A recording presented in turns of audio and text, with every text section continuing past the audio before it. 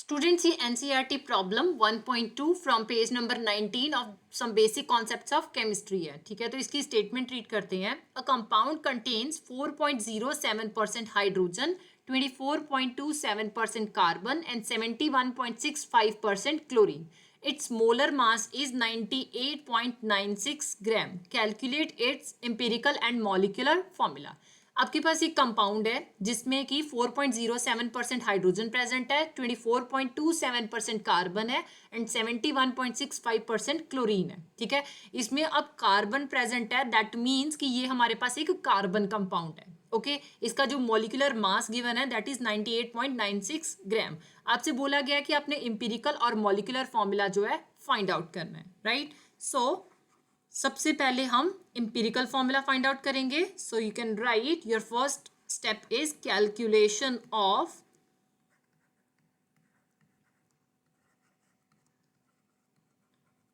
Empirical formula, right. तो empirical formula के लिए हम एक टेबल बना लेंगे. ये हमारे पास एक टेबल है, ठीक है, जिसमें हमने एलिमेंट्स को अरेंज कर दिया है, हाइड्रोजन, कार्बन, क्लोरीन. ठीक है, और परसेंटेज कॉम्पोजिशन, उन एलिमेंट्स के atomic mass, moles of atoms, ठीक है, कि कितने नंबर ऑफ मोल्स प्रेजेंट है, एटॉमिक रेशो कि एटम्स जो है वो किस एटॉमिक रेशो में प्रेजेंट है, और simple whole number ratio, right. तो परसेंटेज कॉम्पोजिशन पहले हम देख लेते हैं. हाइड्रोजन की 4.07% है. अगर मैं ये कंपाउंड 100 ग्राम का मान के चलती हूँ तो 4.07% के हिसाब से ये 4.07 ग्राम हो जाएगा, राइट. और कार्बन जो है वो 24.27% प्रेजेंट है. ठीक है, 100 ग्राम के कंपाउंड में कार्बन कितनी होगी, 24.27 ग्राम. क्लोरीन 71.65% है. ठीक है, अगेन 100 ग्राम का कंपाउंड है तो उसमें क्लोरीन हमारे पास 71.65 ग्राम आएगी, राइट. अब एटॉमिक मास हमारे पास हाइड्रोजन का कितना होता है, 1 ग्राम पर मोल. कार्बन का 12 ग्राम पर मोल और क्लोरीन का 35.5 ग्राम पर मोल, राइट. अब नेक्स्ट स्टेप हमारा number of moles find out करने हैं, right. So number of moles का फॉर्मूला क्या होता है, आप लिख सकते हो number of moles equal to actual mass. ठीक है, कि हमारे पास एक्चुअल मास कितना प्रेजेंट है उस एटम का ओवर एटॉमिक मास, राइट. सो यहाँ पे हम वैल्यूज पुट कर सकते हैं. सो हाइड्रोजन का एक्चुअल मास हमारे पास 4.07 ग्राम प्रेजेंट है. एटॉमिक मास 1 ग्राम पर मोल. सो ग्राम के साथ आपने ग्राम कैंसिल कर दिया. ठीक है, मोल इनवर्स है डिनोमिनेटर में, न्यूमरेटर में जाके ये मोल हो जाएगा. सो 4.07 डिवाइडेड बाय 1, 4.07 मोल आ गया. नाउ हमारे पास एक्चुअल मास ऑफ कार्बन कितना है, 24.27 gram divided by atomic mass 12 gram पर मोल. ग्राम के साथ gram cancel. So 24.27 divided by 12, your answer is 2.02, right. Now next is chlorine. Chlorine का actual mass 71.65 ग्राम है divided by atomic mass 35.5 gram पर मोल.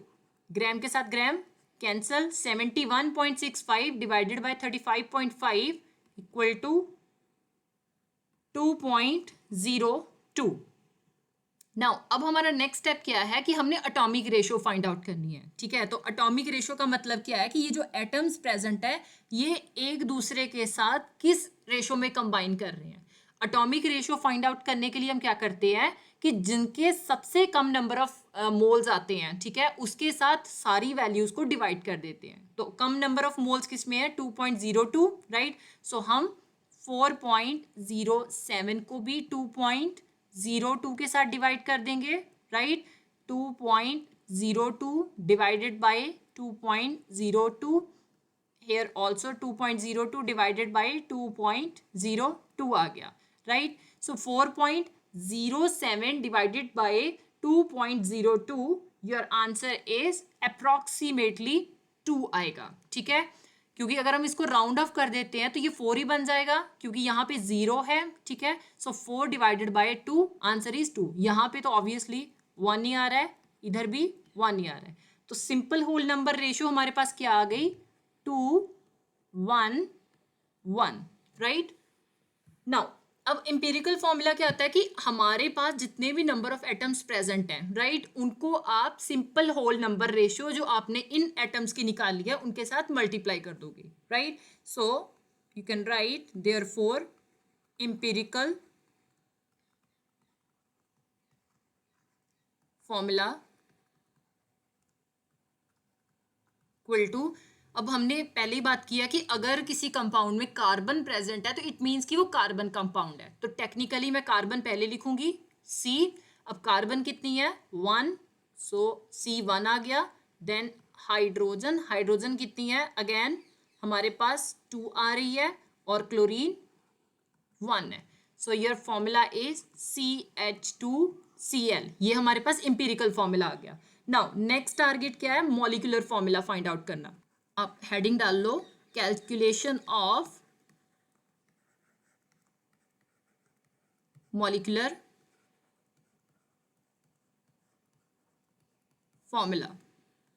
ठीक है, तो इसमें जो स्टेप्स चलेंगे, मॉलिक्यूलर फॉर्मूला एक्चुअल में हम फाइंड आउट कैसे करते हैं? Molecular formula equal to N into empirical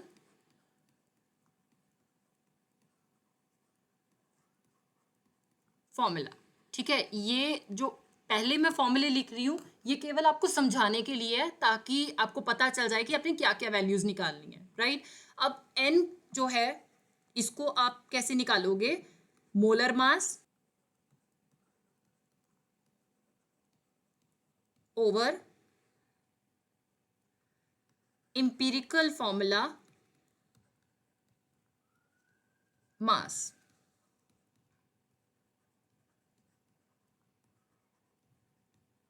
जब आपने एग्जाम में लिखना है तो फॉर श्योर ये जो दो फॉर्मूले हैं, ठीक है, फर्स्ट ये और सेकंड, जब आप कैलकुलेशंस करोगे तो स्टेप बाय स्टेप ही लेके चलोगे. यहाँ पे केवल आपको समझाने के लिए मैंने ये फॉर्मूले पहले लिखे हैं, राइट. तो हम पहले इंपीरिकल फॉर्मूला मास निकालेंगे, क्योंकि मोलर मास हमारे पास गिवन है. आप लिख लो molar mass equal to 98.96 gram दिया है. ठीक है, मोलर मास का मतलब क्या है कि एक मोल कंपाउंड का कितना मास है, तो हम ग्राम पर मोल लिख लेंगे, राइट. अब नेक्स्ट टारगेट इंपीरिकल फॉर्मूला